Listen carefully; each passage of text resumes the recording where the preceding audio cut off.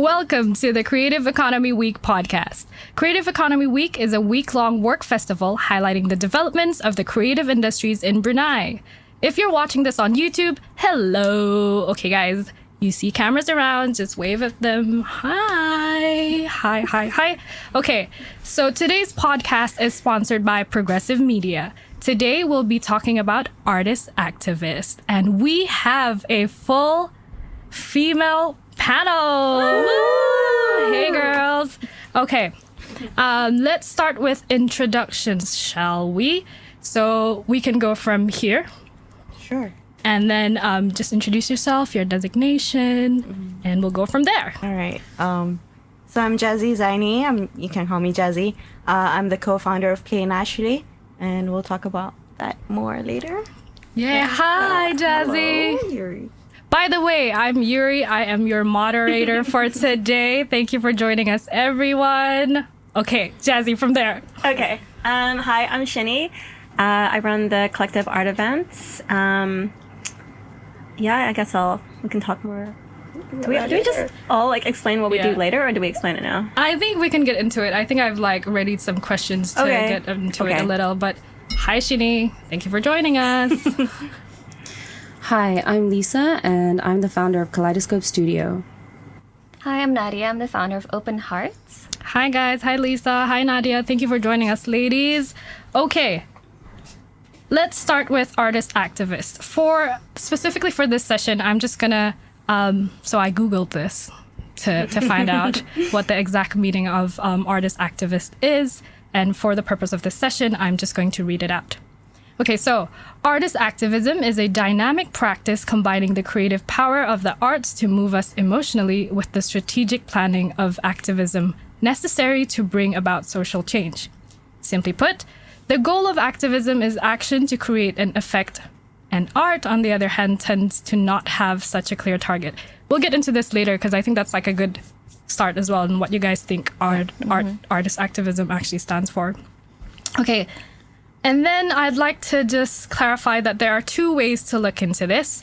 Artist activists are those potentially who use creative arts as a means to create social change or impact on society, be it through paintings, illustrations, performing arts, music, and so on. And each artist will have their own stand on things, right? So be it political, environmental, or human rights. The other way to look at it is artist activists are individuals who are also artists who fight for the creative industry. Okay, everyone got that? Yep. Okay, cool. So first, let's get into how you define yourself and which category do you feel like you belong to in this case. So between the two,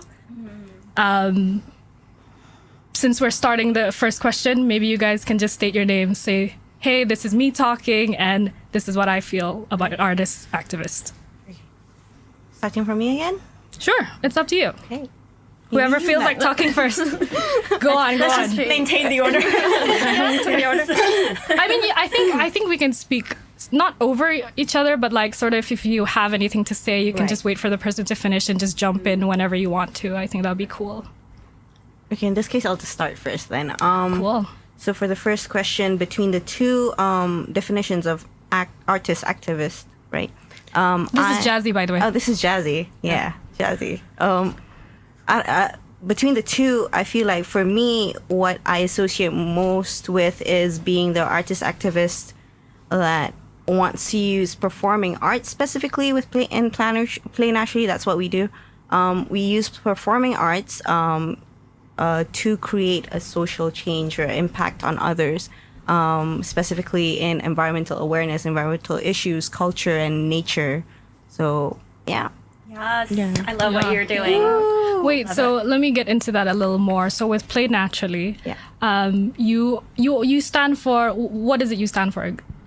Meaning your, it's not a movement, is it? Because I know that you have an environmental background, is it? Correct. Yeah, so you use that to convey in your performing art. So how Play Naturally was created is actually, it's a product of, I went to the U.S. for 5 weeks under the leadership project called YSEALI. I'm Okay. sure you guys have heard of it.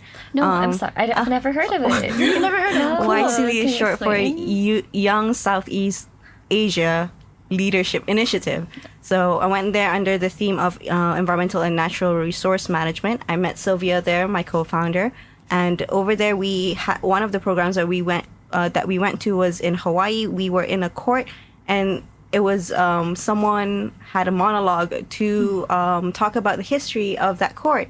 So me and Sylvia were like, why don't we do that for environment? So for us, and I think one of the things that we're going to talk about is what do we fight for? And for me and Sylvia, we feel like there's this stigma that people think that nature is untouchable by humans. But it's not. We are a part of nature through our history and our culture. We're always intertwined with nature. So you want to use theater and now filmmaking to actually show people that it's okay for us to actually contribute to nature as well. So yeah. Okay, that's so basically it. Play Naturally has been around for how long now? 2 years. This is our second run. Congratulations. Thank you. Last year we did it in Tasik Merimbun. We had a theater production called Alai Imbun based on the legend of Tasik Merimbun. And then I felt like there's a bit more loopholes there that we could fill in. So we decided to come back again this time around to Tasik Merimbun and do the same. But because of COVID, we felt like filmmaking was a safer way to do that. And as well as that is that having the films is more longer term product kind of thing. You can keep it around for a Yeah, longer time. yeah. Cool. Congratulations and all the you. best Thank on that. you. We'll get into that a little more later. Okay, so who else wants to go next? Opening it up. I can go next. Okay. Hi, I'm Shinny, and I run the collective art events. We primarily use, I guess, events as a way to kind of bring the community together, promote art culture. I think just in general, like the whole kind of why that we exist is because I saw what it was like to go from having art culture and then come to not having like a strong art culture. And so I think we kind of fall between the two where, you know, there's lots of social causes that you can fight for in general every day, right? You know, we all care about lots of different things, but I feel like if you have a strong art culture and if, you know, people are creative and people are free to express themselves, all those sorts of things will lend to a healthier community and a better community. So I think we do both at the collective. We petition for a lot of different social causes, kind of ad hoc, but through and through, it's kind of always been this big love affair with having creativity and having the arts around you and just being able to do that freely and being able to know that there's support for that within the community. So your focus is more on spreading awareness, right, of the creative community. Does that mean you fall under the artists, activists who are individuals who also are fighting for the creative industry? I think we do both. So that's why when you were like pick one out, it's really hard because I just thought, you know, we kind of do both. Initially, it was really focused on fighting for the creative industry because at that point in time, there was like a really small, like to non-existent creative industries. And then I think as it's grown and grown and grown, like we've kind of just, as you do, you grow and you start doing other things. So we've been able to move into doing other causes which are important to us. But yeah, like I think we still definitely do both. And I think a lot of people tend to kind of to start to do lots of things, right? You sort of develop, you sort of grow into it, right? So okay, that's cool. Like there's no right or wrong answer to it. You can totally be both. And how long have you guys been around? Like 5 years now. Wow. Yeah. Okay, I'm really excited to get into later a question on the impact. Wait, 6. I think it's 6. Okay. Okay, my math is really bad. That's fine. I'm not sure. It's 5 or 6. So, so you guys have been around a while. So okay, cool. Yeah. I'm sure everyone has heard of you and has gone to your events, know what you do, but it's cool to get the opportunity for them to actually know more about it. Thank you for sharing. Okay, anyone want to go next?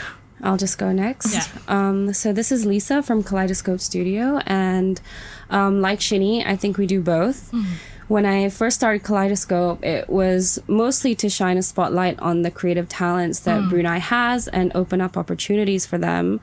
But while doing that, I think some curators in Taiwan saw what we were doing with art and invited me to meet up with lots of regional cultural workers and talk about, you know, what we do. And I actually got really inspired by someone I met there, someone who ran this thing called Bamboo Curtain Studio that invites artists, researchers, biologists, and all sorts of workers to come together and talk about environmental issues. And she was kind of like, I think that, you know, environmental issues are the most important issue of our time. And that really resonated with me. So when I came back to Brunei, we kind of not really shifted our focus, but we spent a lot of time figuring out, like, environmental issues. What can we do for that? Raising awareness, inspiring people to act. And then we tried to bring the two together. So, you know, in terms of our activism, what we do is try to give opportunities for artists to expose their work, while also at the same time bridging art and environment and sort of making art more inclusive. Because the idea behind it was that in Brunei, a lot of people don't really understand art. And I thought that Artivism was the best way to do that, because they could directly see that art can have an impact. Art does have a role in our lives and it can be impactful. So we kind of do both. Oh, I love that. Okay, yeah, I want to, that's also interesting because I want to get into, for example, so you stated environmental as the scope or the topic for you specifically. It's like something that we try to put at the core of everything that we do. So it's very central to a lot of our projects, all our self-initiated projects anyway. So this is not just a Lisa, what's that called? What you're interested in personally, but it's also what a Kaleidoscope is now focusing on doing as well. Yeah, it's like part of our core values is to raise awareness and get people to act on environmental issues with like a big kind of emphasis on act. Okay, cool. Okay, thanks, Lisa. Okay, Nadiah. Hello. So I'm Nadiah Suhaili. I'm the founder of Open Hearts, and I'm not really sure where I fall into the two categories as well, and I'm not even really sure whether this is because what Open Hearts is basically an organization that wants to raise awareness of mental health, but through the arts, through art therapy. And a lot of people have this misconception of what art therapy is. There's art as therapy, and there's art what? There's like a difference between art as therapy and there's art therapy. So art as therapy is something that I think most of us do. Like we enjoy music, we paint. That could be something that's art as therapy, like it's therapeutic. But art therapy is combining psychotherapy and a lot of other just like psychological aspects into therapy itself. And I think that's what people don't really understand. Yeah, before we started the recording, I had the opportunity to talk to Nadiah about what she does. And it's really interesting. Do you want to tell the listeners or the viewers a little bit more about what you mentioned just now? Yeah. So I currently work in a hospital, and I work with stroke patients and patients who suffer from spinal cord injuries. So these are patients who are physically immobile, or stroke patients are basically half their body can't function as well as the other half. And I can't listen to stuff like this. Like I get so sad, but I'm so glad that you're there to help them. Go on. There's like a whole team, so it's okay because what you see working in the hospital is that patients really show the resilience of exercising every day, 3 hours a day, going through physiotherapy, occupational therapy, speech therapy, and they sometimes come to me.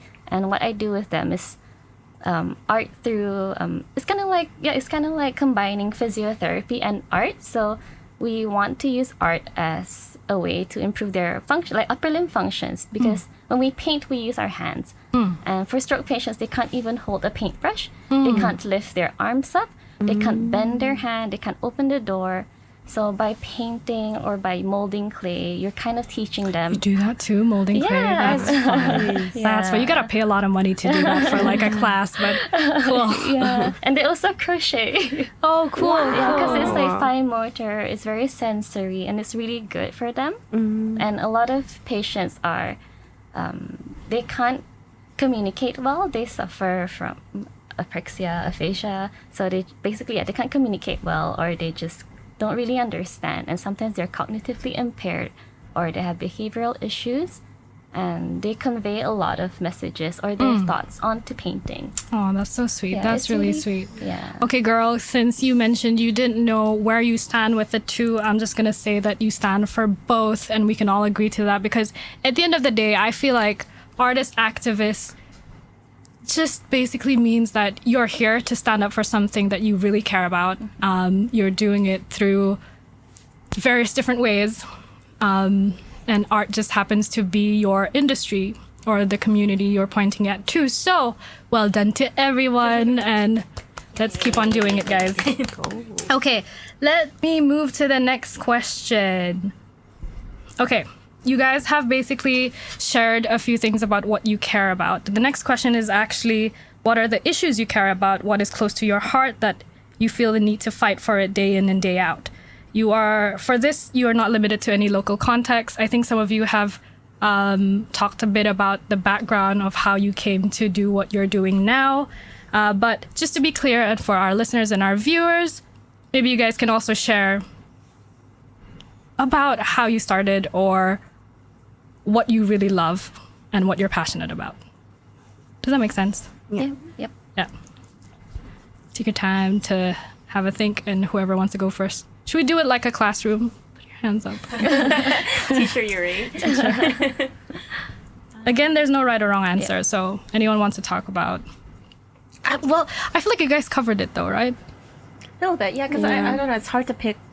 Yeah, I guess for me it's hard to pick one thing, because I have like a diverse range of interests. So like I said, I think we always kind of want to tie things to art and creativity. Okay, how about... Oh yeah, go ahead. Yeah, like, we do that across so many different causes. So, and when we first started out, people actually thought we were a charity, because we kept linking up with charitable causes. And I think it's just, there's always something that needs attention in the community at a particular point in time. And so we just tend to, whatever needs help, or whoever needs help, or whatever is an important issue that kind of needs some light shone upon it. I think we try to get it that attention, since our specialty is really around doing things like marketing and PR.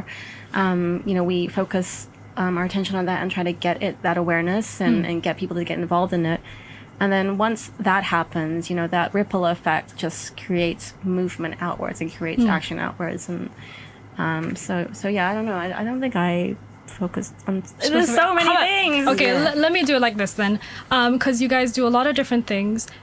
Is there a point in time, or rather with what you do, you feel really close and dear about?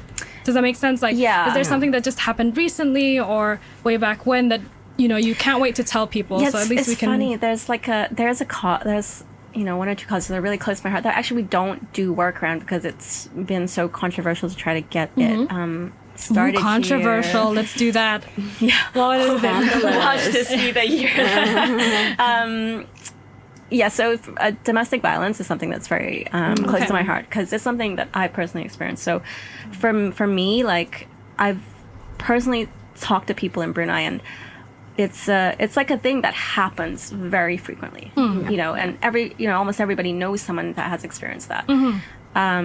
But we all just don't talk about it. And there's so many things I think are like that. Freedom of speech, people having the ability to express themselves freely, all of those sort of liberal rights, I think are things that people feel really like scared to talk about. I feel like it's really taboo to talk about. I like that you mentioned domestic violence. I feel like this is something that everyone says it's okay to talk about it. Everyone says that if you're going... No one does. Yeah. No one does. Yeah. People are still super embarrassed to talk about it. And I think... I don't know if you guys feel this way too. For anyone who actually says they have experienced domestic violence or violence in any way, they sort of don't want to tell people because they're afraid that they'll be judged for it. There's or a huge blamed. stigma, huh? Yeah. But I like that you brought it up. Why is because...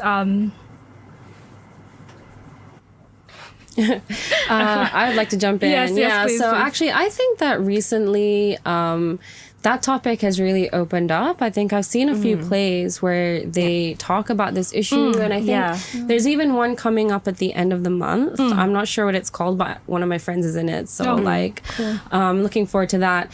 And also, like, I think Heartwrite is publishing a volume with 3 scripts in it, which actually Kaleidoscope is involved with as part of the Tiny Lit Festival. And this volume will be made up of scripts talking about bullying, abuse, and domestic violence. And we have like a cover art competition. So this is where we give an opportunity for the artists to get paid for their work, but also use their creativity for good. And so we are asking designers or artists to kind of create a cover for it, and the winner will have their artwork used and will also be paid for it. So I think, you know, there are a lot of opportunities to talk about it. I think it is sort of like a taboo topic, but awareness doesn't have to be controversial. We can just raise awareness about so that people know, you know, what is domestic violence, what is abuse, because it can be really subtle. Like, what is grooming? I think grooming is like a big topic that I'm interested in hearing more about, because I've had experience with that, and nobody really knows the subtle signs of when you're being groomed and how it can quickly escalate into harassment. So thanks for bringing that up. But bullying, I think, is another one that is like people tend to not want to talk about it, even though it's very common in Brunei. I think there's like this big like cancel culture, bullying culture. Like, you know, we all, I think as people that are activists, we're all doing things that, you know, people view as controversial, even though it's just us doing what we want to do to help the community. And, you know, there's this big thing of if you do something and you go against the norm, or you do something that is, for, you know, it might be seen as controversial or whatever. And it's very easy for people to then jump on this bandwagon of, you know, let's cancel this person because, you know, they did one thing we didn't like. And I feel like no matter what somebody has done, like, everyone is entitled to make mistakes and learn from that. And as long as someone is genuinely sorry and stuff, and the bullying thing, I don't know, that's something that I think we are also like really keen to see more stuff around, which there's stuff happening, which is good. Actually, you're right to bring up bullying. I feel like that whole canceling culture thing is something that frequently happens in Brunei, and people just sort of shrugs it off as a joke or something it's not part of their intention. So for example, there was a local televised show that I actually watched, and one of the, how do I say this? She's like, spill the tea. Should I say this? Is this safe? But yeah, so the woman that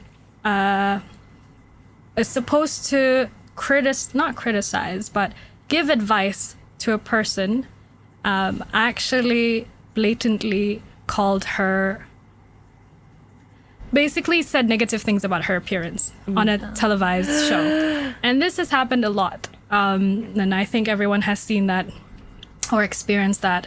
Or people just sort of shrug it off because their intention was never to hurt that person, but was to make a joke about that. So I think that's the thing that's happening in Brunei. Okay, before we get more into that, anyone else want to say anything else about that? I think one of the rising issues that Play Naturally has actually realized is that there are 7 races in Brunei, and that is considered as Malay. But because we work so closely with the Dusun culture, we are starting to realize that we don't know any other of their culture rather than our own Malay culture, because it's so... Yeah, that's so true. You know? So I feel like maybe there should be more arts, more art platforms to actually share what the other 6 cultures in Brunei are that's about. True. You know, we learn about it, don't we? But we don't really know anything about them. Do you guys even remember the 7? Yes. Really? Really? Murut, Cagayan, Bisaya. I love this. Oh, I don't know. Okay. Yeah. Is that all? And then Tutong. Balait. Bisaya. They're Yeah. considered. Yeah. Is that considered separate? Yeah. I don't like how we sound knowing about this, but yeah. But, Brunei Mara. Malay Brunei. Yeah.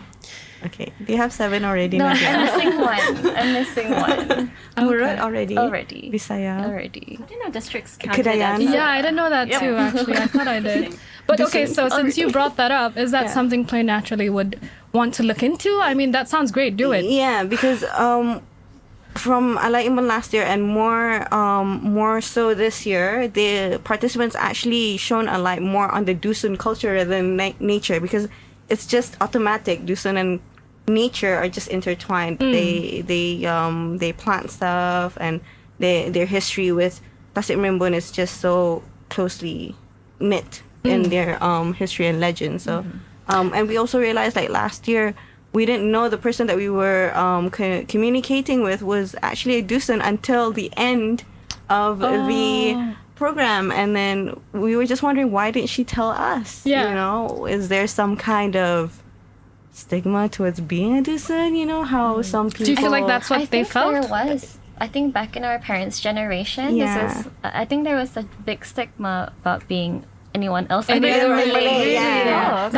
That's so sad to hear. You're seen like- as lower class, apparently, which Yeah. is really sad. I think it would relate to that bullying thing that you were talking about. Like, you know, if someone was Iman, you know, and they have some kind of Yeah. thing. horrible. Yeah. I mean, I know what you mean. Growing up, that's one of the things you like. Again, it's that you just shrug it off as a joke. You don't mean to call someone Iban and stuff like that. But that's bad, guys. Just Yes. so you know, Don't do it. It's racist. It's I mean, racist. I think all these issues are relatively new, like in terms of being spoken about in Brunei. Even the art scene is in a really kind of like young stage. And I think it just takes time for people to like get comfortable with hearing about issues, because not everybody likes to hear about negative things. Yeah.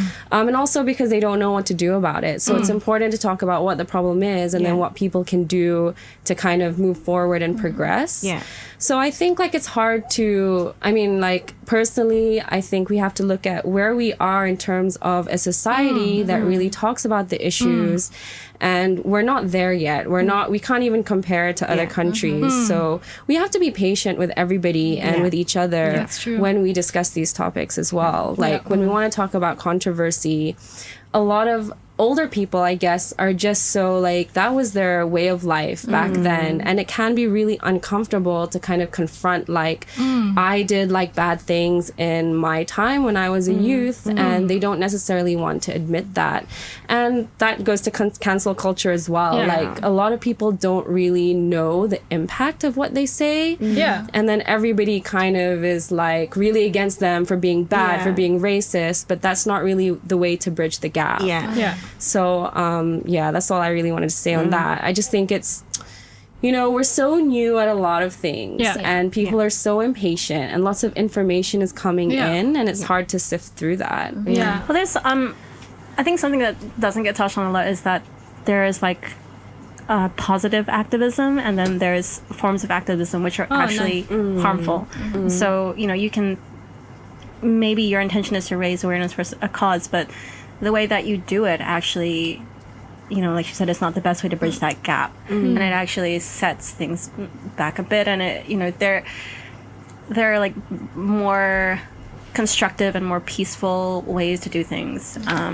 Yeah, but I think this is also why it's really important to engage with the people or the things that you're trying to raise awareness about. I feel like in Brunei there is a wave of like people that are trying to be woke. Yeah. Right? But how they do it is they just want to jump on that bandwagon and kind of talk about an issue that they haven't really done research about, and they haven't really engaged with the people that are at the core of that issue. Yeah. Like, for example, the environment, Kaleidoscope is affiliated with Bruen, for example. And so before we do every event, we kind of talk to them and ask them, what would be most impactful for you? How can we help you? Like, we're not all doing things just in silo and thinking, I need to do this because it'll benefit this. But it's just important to involve the actual people that are impacted by it. Yeah. So, you know, that's another problem with sort of social entrepreneurship, greenwashing, blue washing, and like kind of talking about things that you don't necessarily have a good handle on. Yeah. So that can, really negatively affect the perception of activists as well in Brunei. Agreed. I actually relate to that in a way that I also ask myself sometimes, like, am I really impacting the Dusun community? Like, is there really a problem with them? Because we did talk to them. We did try to engage, kind of like ask them what is actually wrong. Because we have this perception that at Tasim Rimbun, it's an abandoned place. Nobody goes there. And there's about only like 20 old Dusun people living there. So we were thinking, oh, maybe they want people to go there. But this is based on maybe like one Dusun guy who said that, oh, back in the golden days where Tasim Rimbun was like lit and everyone just wants to go there. I know, right? But you know, we always wonder, like, are we actually doing something for the Dusun community? It's something that I'm still struggling with, honestly. I think as an activist, though, like, I think before we had this, one of the creative core people were like asking me questions on why I do this, but I think my response was sort of as well, like, as an activist, sometimes you're just kind of, you're still finding your way around a topic, and actually creating a project, an event, or a piece of artwork is also a way of research. So like in the beginning, I don't know if a lot of the Kaleidoscope events were really impactful, but it was a learning experience, and every single time you kind of learn more, you kind of know who to talk to, and it's a process, right? So like you don't have to get everything right on the first go, which is another reason why cancel culture is really bad, because people are still feeling their way around a topic, and there's so many things that we don't know that we're still finding out, like how to navigate the scene, like how do we even engage with the tribal communities? Do they want to talk to us? Do they feel they have a problem? What would be impactful for them? There's just so many questions. Okay, I like that. So the lesson behind that is, first of all, before you want to do something, or when you're passionate about something, I think research is the first and foremost thing that you need to do. And secondly, I think be positive with the whole thing, right? Allow yourself to learn from the mistakes, or make a few mistakes here and there. Be kinder to other people. Don't be too critical. Constructive criticism is really okay, but so cool. Thanks for sharing, guys. Does anyone want to say anything else on top of that? There's a lot of mental health that's like a big box. Okay. We're gonna be here all day. Why not? Let's do it. I mean, they did say an hour, but you know, I think I made eye contact with Charlotte. We can keep it going. But dude, if you want to talk about mental health and the issues around that, definitely let's do it. I don't think Brunei is ready. Definitely it's not ready, because the different generations, the different cultures, and like you said, they're not patient enough to even accept or talk about anything negative. I've worked with a lot of children whose parents don't understand anxiety or depression. They think that the anxiety and depression that these teenagers face is demonic. No. Oh yes, that's a whole other. No, they think it's a trend, because now adolescents are very, they're more exposed to like obviously the internet. They're more exposed to a lot of information.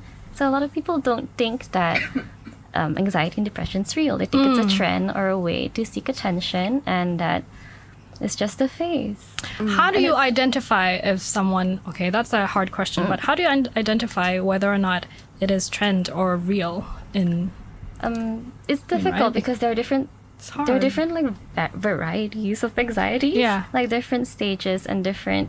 So people experience it differently, and there are ways where you can actually go get clinically tested, but in Brunei, no one wants to go to the hospital and see a psychiatrist. No parents would want to send their children there. No one would want to have a label, basically, as that crazy person, air quote, crazy person. So it's still a whole stigma about being seen as a certain way. But I feel like I do see a lot of mental health issues or awareness around it that's being brought up on social media. I mean, it's good. I feel like we are starting. Yeah, but it's definitely better than before. I think this is an issue where awareness is getting there, but a lot of people working with mentally ill people like need more training because I've had a few friends who have not been going through like a great time in their life, and if they call the suicide hotline, for example, they were told to pray. Oh yeah. I heard from someone who works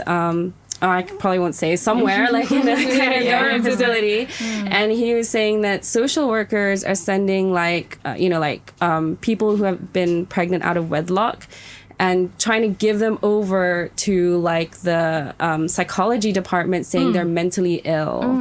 There's just so many, there's not enough like education, maybe not on our end, but on the end of the professionals that are supposed to take care of these people. And I think the more private practices are quite expensive for a lot of people as well. It's really expensive. I have all you strong women here who have done a lot of things. On the topic of mental health, the issues that we're facing, the lack of understanding or empathy towards it. On the top of your mind, let's see. Can you come up with something that our listeners or anyone who is in the professional industry who are supposed to help people, can you come up with something that can help them as well? Like, is it a campaign? Is it an event? Is there something that you feel like could be done better? Well, I think the education part's key, right? Yeah. So education on what level, maybe? Like, is it reaching out to the younger kids or... How to cope. I think it's definitely all levels, like not just children, but if you work with children, you have to work with their parents and having to educate the parents is also such an important thing. But I think it's quite, I guess Brunei is still developing in some ways because in a lot of countries, if you work as a counselor or psychologist or anyone in the allied health, you would have to do all these, they're called CPD points, and they do it here, but I don't think it's as intensive or as rigorous as overseas. You don't go through a lot of training. There's not a lot of access for even the professionals here to get to, and I think that's the big barrier for a lot of professionals. I think that's where activism can really help. Especially like using something that's really accessible, like art and creativity. I've noticed like when I've talked about therapy, people get really scared. But when I talk about like art therapy, then they become a bit more palatable to speaking to someone. So I feel like doing work around creating awareness and easing people into being more comfortable around talking about it, around acting around it, using arts and using things that are less scary is so super important. Yeah, it's definitely a good bridge between those two worlds, I find. Yeah. I think there just needs to be more safe spaces as well. Like, some people don't know where to go, and if calling the hotline doesn't help, it would help if there was like a space or place specifically for people to find someone to talk to about their thoughts and feelings. I was going to say something, but I forgot. That happens, right? Like I keep telling myself I want to say something, and then when it's my turn, I'm just like, I completely Bunny forgot. brain. Yeah, bunny brain. Okay, cool. If you remember, just chime in and then jump in. Okay, so it's good that you brought up how. Oh, I completely forgot that line as well. Okay, but it does lead to the next question. So I wanted to discuss the difficulties or issues you guys face, or rather, what does being an art activist mean to you guys in the context of Brunei? And I'm sure you guys have a lot of experiences, so let's share them. Again, don't hold back. Like, I think that's something the listeners would love to know. Like, Dun, dun, dun, dun. I'm sure in each of your divisions or your industry, like, you go through certain difficulties. Well, you go through difficulties anywhere, right? Like, no matter what country you're in, every country has a legal authority. Every country has their rules and regulations. So there are definitely like ways to petition for change or work towards change for the better. But yeah, I mean, Is there something you can think about, like one thing that happened that you found was, okay, this is like a recurring thing that I have a hard time dealing with when it comes to what I'm trying to do, like, for example? I think for me, rule of law is something that I think would really help in that aspect, because in other countries you have a really strict rule of law, and so because you have that, the things are not subject to someone's like personal decision or personal feeling. And it's really just like, by the book. And then in that way, it's much more organized. You can see what things you could work around petitioning for or making changes for.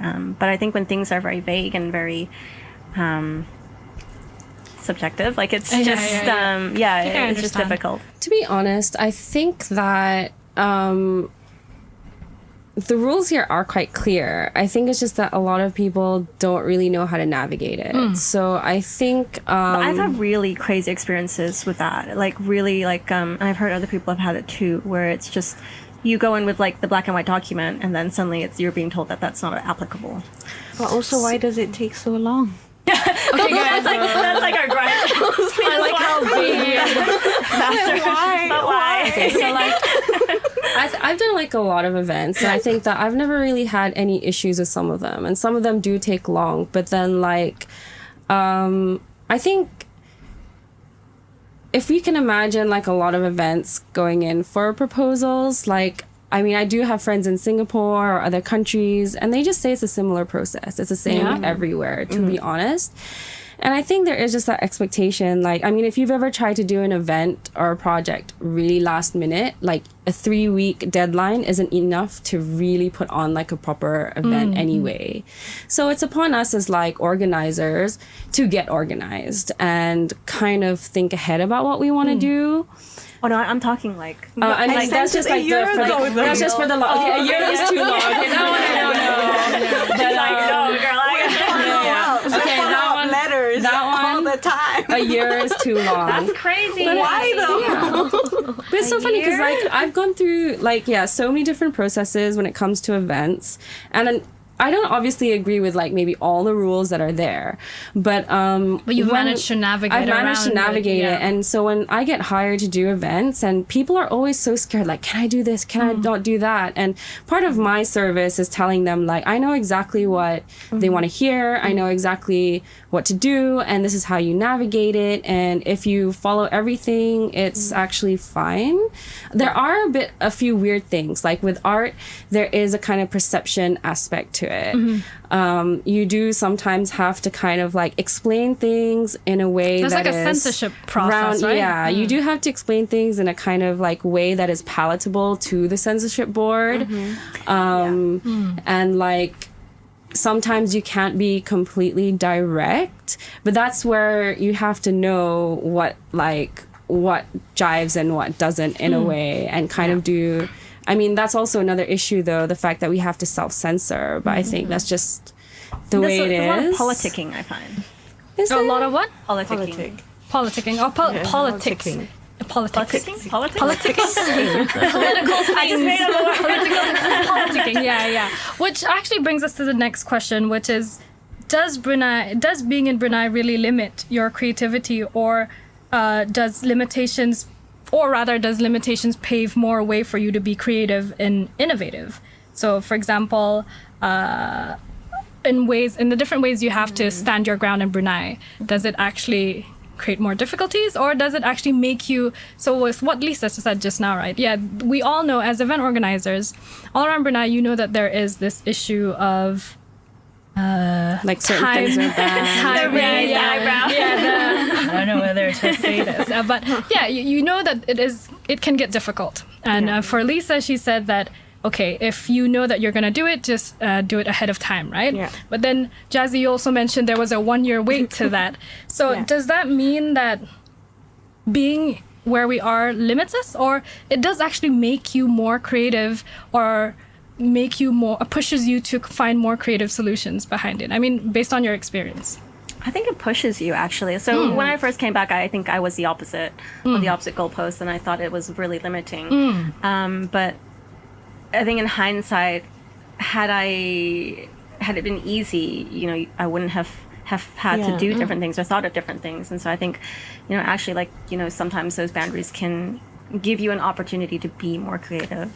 Okay. I mean, boundaries have their pros and their cons, right? So like some boundaries can be limiting, but then it can also be opening in some regards. So I think it's just like a very difficult question. Yeah. Also, I think, is that really the biggest limit that we have in Brunei, though? Like, is it not the people as well? I think it's Like the motivation between the people. I mean, okay, let me just ask you guys. Be honest. Are you guys motivated to do what you do every single day? Oh, no, of Yes. course not. Right? Every day. Yeah, and like, how do you deal with people, and why is that? And like the drive, and I think we're gonna talk about drive, right? The whys in what we do. Is that enough for you to keep on going? And is that enough for you to motivate others to keep on going? Yeah. But we're only human, you know what I mean? Like, there are days when definitely you can go on for a whole year, you know, you're yesing the whole way through, but then there are some days you're just like, oh my God. It just gets hard sometimes. Yeah. I mean, I just don't care what people think. Oh, nice. So I really should get that. I mean, It can go both ways, right? Like, sometimes you have to have that hard sort of stand on things. You can't really take in what everyone's going to think of you at the same time, but it's also good to sort of consider what other people are going to think. But in this case, or in the context of limitations in Brunei, that's just something experience will bring you guys to, right? Okay, so because we were talking about the limitations in Brunei, it also links to the next question, which is, if you actually had the opportunity to talk to the higher ups in relation to, for example, events or getting approval here and there, what is the one thing you'd ask from them? Is it, for example, you said, don't take too much time, help us, or ask why, but what is it? Like, is there something you want to solve? I think be a bit more transparent and have like sort of avenues where we can go and ask like, what's up with this? Like, I think that's one of my skills, because like whenever something happened, I would sort of like rock up to wherever I'm applying to and be like, tell me what's going on. I need to know. If I need to go higher up, I'm going to write a letter, tell me who to write it to. Like, I just won't give up in that kind of way. And, wait, again, forgetting what's the question? Like, the question is, what would you want?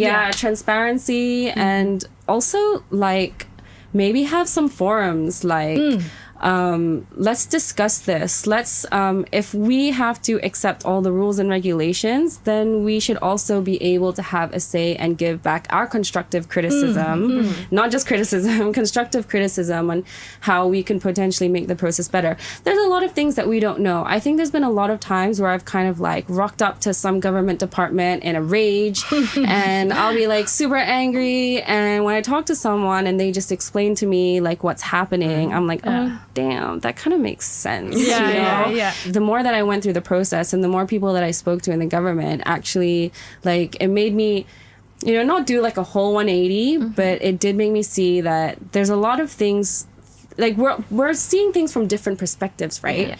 We want to do something and they're trying to do a different thing, which is kind of like regulate what we do. And so of course we're always going to come into it with kind of opposing views.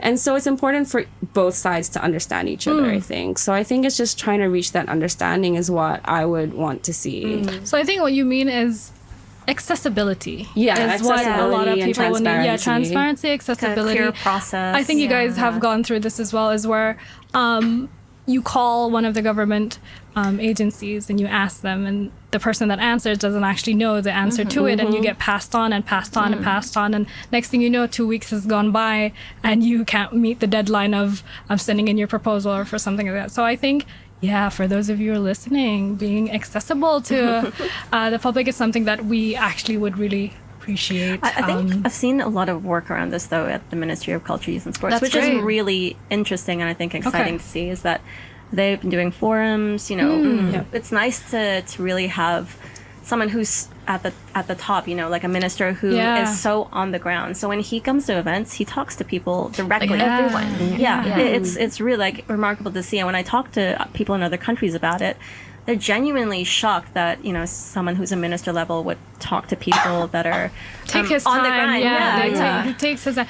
I mean, that's good. I mean, again, we also need to accept that it's going to take time. This is fairly something new, right? It's not going to take 10 years. It probably is going to take more. So for everyone who has been there, just be patient. Sorry, just one more thing that I just thought of was like communication between government departments, because like no one department can do their thing alone either. Like when you go have a censorship board, it's not just one department, it's actually one person from like all the different departments. And that's great to see them all there. But there are times where I ask them a question, I'm like, why is it this way? Like, can we not like sort of petition to kind of update this or whatever? And they're like, well, that part's not up to us. It's up to somebody else who does this. And so it just feels like there's one enforcing body and then there's one other body that's kind of like making all the decisions and the rules, but the people that we speak to directly actually have no power except to just implement and just sort of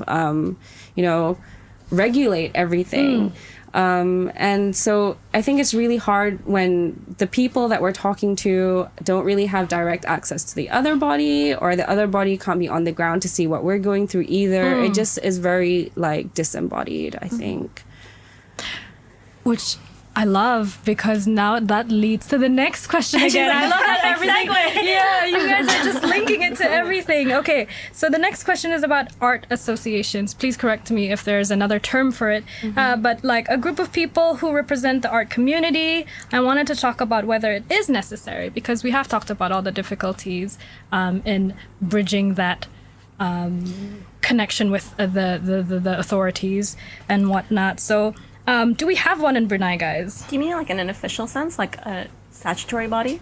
Anything like that, yeah. Has it, do we already have it, or is it unofficial yet? Or is there a group of people, for example, if the young entrepreneurs or young artists or activists want to go to, like, who can they talk to, who can help them, or who represents the creative community when it comes to the government?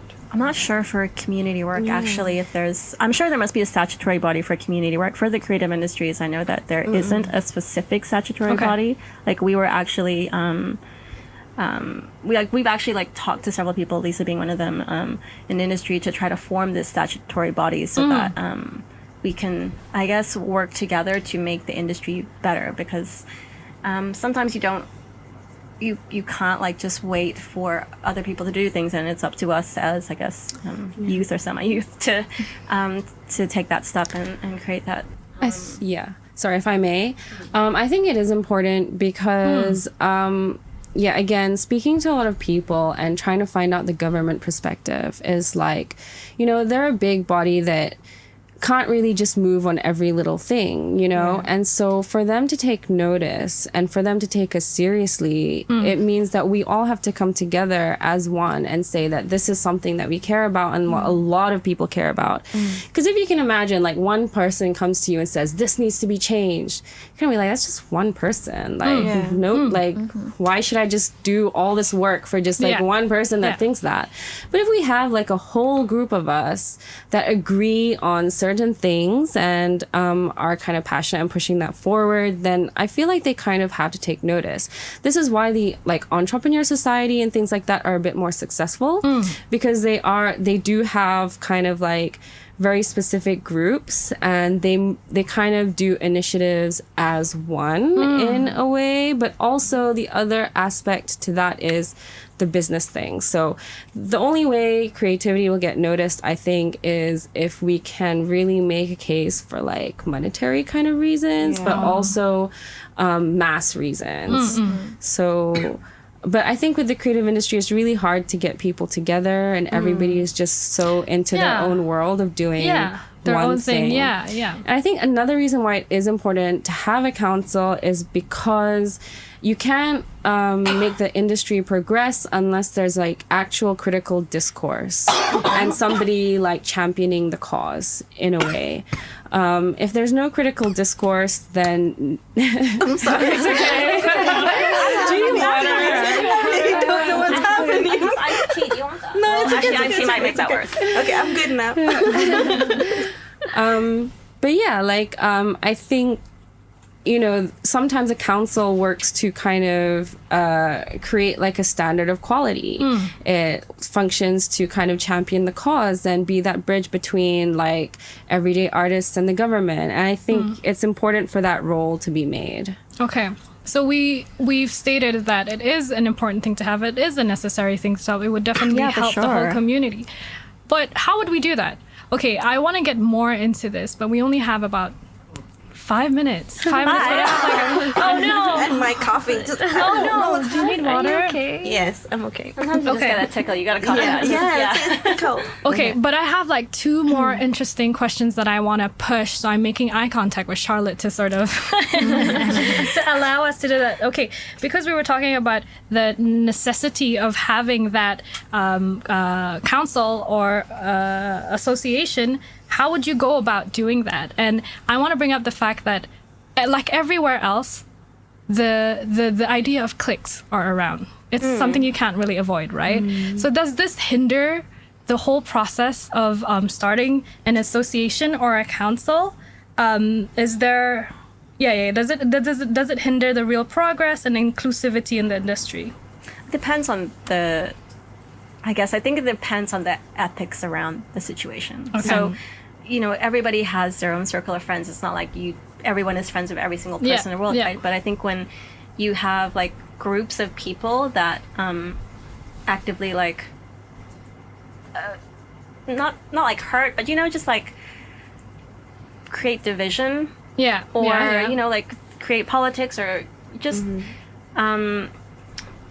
act in a way that makes people feel excluded. feel excluded. You know, like I think all those things kind of do relate back to this low key culture of like bullying and you know wanting to have Yeah. power and all that sort of stuff. And certainly when everyone works together and puts their ego aside, and you know we all just hold hands and walk towards the goal together. Of course, that would be better than everyone Yeah. working in silo. But is there that? I think Brunei is just too small because I worked in the creative industry in the art scene in KL, and it's just always going to be like that. The creative industry is full of egos and people that are really opinionated, and everybody has their own kind of like audience that they gravitate to. And yeah, of course it gets bad if like, you know, there's this intentional creation of division. But I also think it's just because we're so small and we all have our group of friends, and some people like just blindly accept whatever their group kind of like outputs. It's sort of, you know, it's just more visible and it's just more hard to come together. But, Definitely the small you time know, mentality, I think. Exactly. Yeah, It's yeah. just that. Yeah, we just need more people, and a lot of artists can be hermits as well. So a lot of the people that aren't even affiliated with any group are just like kind of hiding out and not really contributing. And so it's important for everybody to try participate and or encourage participation in whatever it is. But I also think that when it comes to the council, we have tried, and I just think that there's a lot of people that are not willing to give their time to it because it is a lot of work. Yeah. So again, coming from like a small population, and I think with the rules of a society where like you always have to change the like board members and stuff, it's really difficult to find enough people to even bring that together. So I think the first step is to maybe not think about that for now, but try to really create a cohesive community over anything else, and just like really bring people out into one place and start discussing art, discussing the creative industry, and like debating stuff even in a very positive atmosphere, and finding the ones that will show up every time and commit themselves to this. And then from there we can kind of see, are there people that we can create a council with or an art association with. Do you guys know if there is like a process in doing that? Like, do you need to apply for anything to be a council? Yeah. You do. Okay. Yeah, so there are like professional councils for other industries and things like that. Okay. I think for social work or community work, there are like volunteer organizations, which are actually like linked to the government, so that's much more organized. But but I think because the creative industries are still so new, I know it's only been, I think, a couple of years since it really started to take off. I think that's also the thing, like Nadiah was saying earlier, we just have to be patient, and just everyone just keep working together for the common good. Okay, I understand. Okay, thanks, guys. Okay, let's move on to the last question for this session. Individually, or together, or are representing your companies or your organizations. Do you think you have made an impact or managed to create change in any way? Or how do you, and how do you measure this as an artist? Again, there's no right or wrong answer to this. It's more about your perception and understanding on this, that we want to share with everyone. So would you guys like me to repeat that? No. Okay, cool. Anyone can just jump in anytime. So hard. Like I feel like I could say like all their impacts, but it would be so hard to talk about your own. Yeah, but I actually wrote down, this is a hard question. So everyone is, I was like, this is a hard question. But I mean, again, there's no right or wrong answer to it. But do you feel like you've been making an impact? And even if you don't feel like you haven't been making an impact, how would you want to proceed to make it better and continue to pursue it? So with Kaleidoscope, we have started looking at how we can sort of measure impact. It wasn't really a big thought when we first started. Okay. But we kind of do a lot of things on different levels. So on one hand, we try to raise funds for like NGOs, and I won't say how much we've raised, but I think we have managed to raise a significant amount for both Bruen and you continue to, right? Yeah, and so I mean it's not continuous, but it's like on different projects, like we will raise funds, and so we have been quite successful in sort of like giving out proposals and getting people to donate. On some level of awareness, I think that we can judge that sort of by how many people come to our workshops. Again, I don't actually have the data on hand, but like we have had people coming to workshops. I wouldn't say it's amazing, like loads of people, because most people will come for entertainment rather than the workshops. But we have managed to get a good number of people coming in. And I think, personally, what has made me able to keep going on is that I have actually had people come up to me and say that I inspired them to either carry on making art, write poetry, or create work around social issues and environmental issues.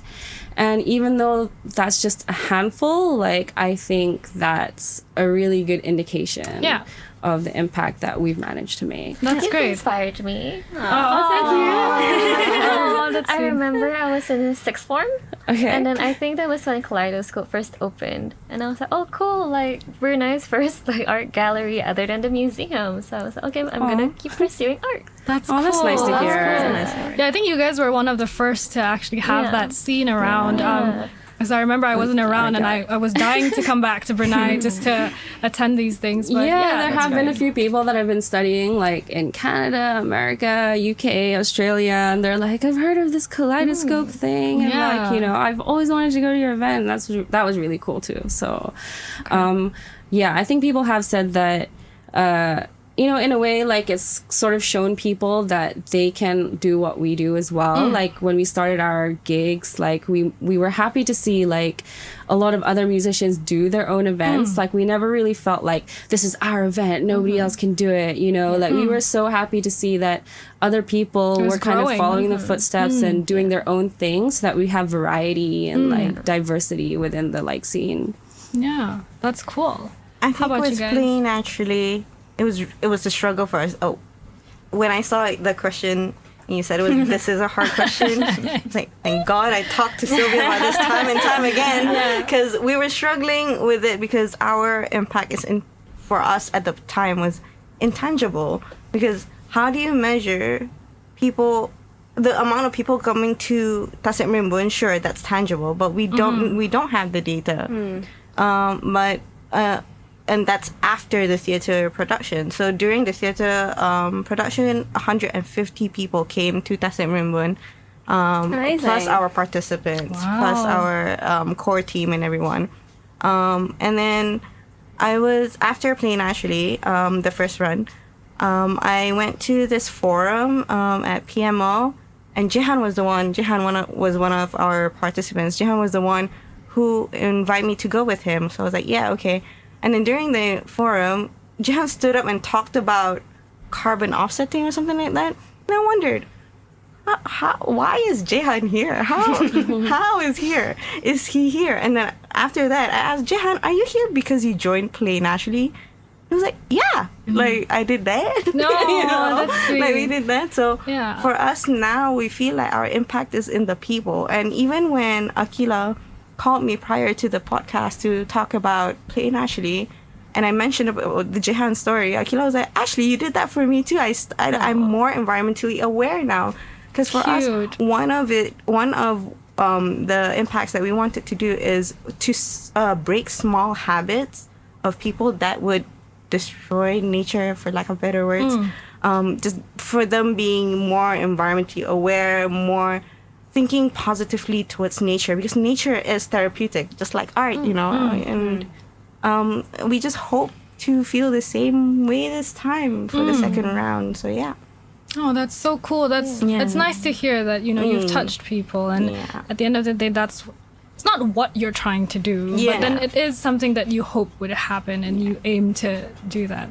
So is there anyone else? I feel like you're genuinely just trying to make change for the better, right? Yeah. Like you want to do something good for the world, for your community. So that sort of impact is almost inevitable. But as a business, as a social enterprise, I think it's so hard to measure impact. I'm in a conference right now, and I always thought, oh, this is just like an issue that I face because I don't know how to do it.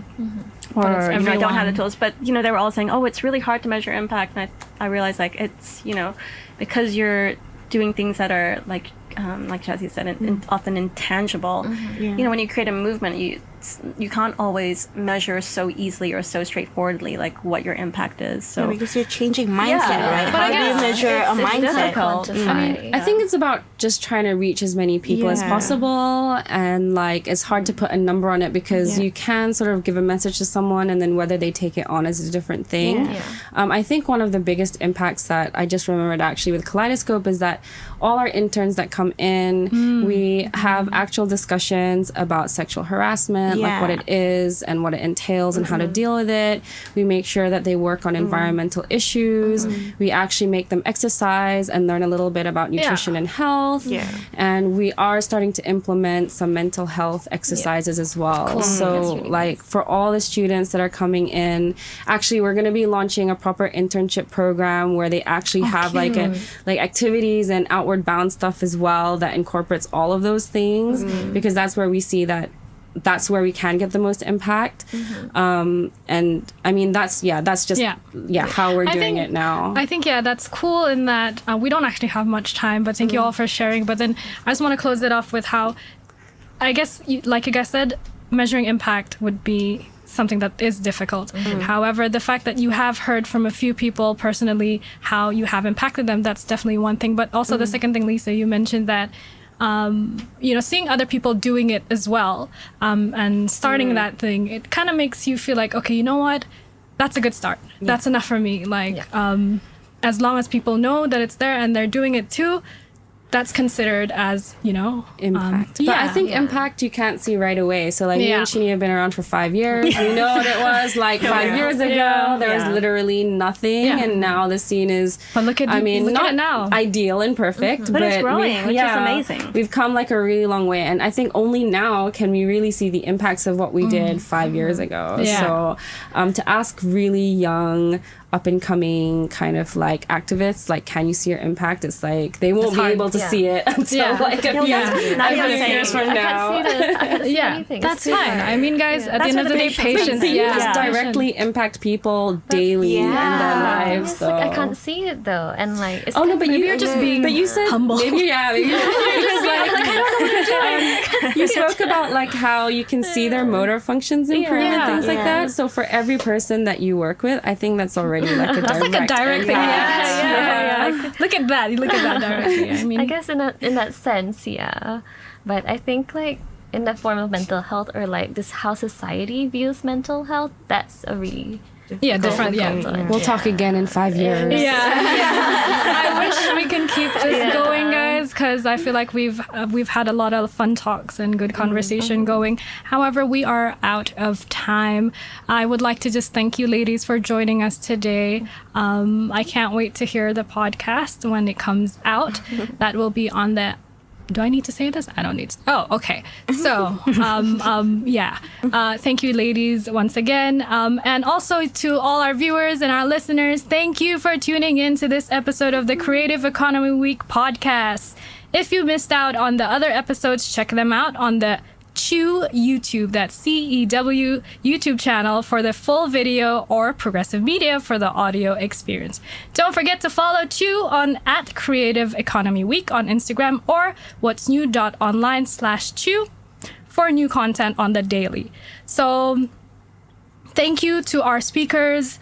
I don't get this. Feel free to plug IG at this time. Oh, okay. Sorry, I had to read that, guys. But okay, final mentions and thank you to the speakers, guys. Just say... No, I'm not going to tell you what to say, but okay, last, just say goodbye. And your IG handles maybe for everyone who's listening. At least they can follow you guys. Okay. Thank you for inviting me. And Play Naturally's films will be out on 12th December. So check them out on our website, playnaturally.com. Yes. Or just follow our IG at playnaturally_. Sylvia's going to be like, no, you got that. Exactly. Hi, Sylv. To all the creatives, to all the art activists, to everyone who's trying to make a change, keep on trying, keep on dreaming, keep on doing, because what you're doing matters, and what you're doing makes a difference. So don't give up. You can follow Collective Art Events on Instagram at the Collective Art Events, or you can go to @Community for Brunei. I forgot our website, so I'm not gonna say it. Okay. Yeah. Cool. So for Kaleidoscope, you can follow us at @ks.bn on Instagram. And we have actually a lot of programs and really fun initiatives coming up in 2021. So follow us and participate. Thanks for having me. And you can check out Open Hearts at OpenHeartsBN on Instagram. And if you need someone to talk to, or just to relieve your stress, or just... someone to listen to you. You can just check us out. People are gonna cry when they hear that. That's very sweet. Okay, thank you once again, ladies. Thank you everyone for tuning in. I'm Yuri, and we're out. Thank you. Bye.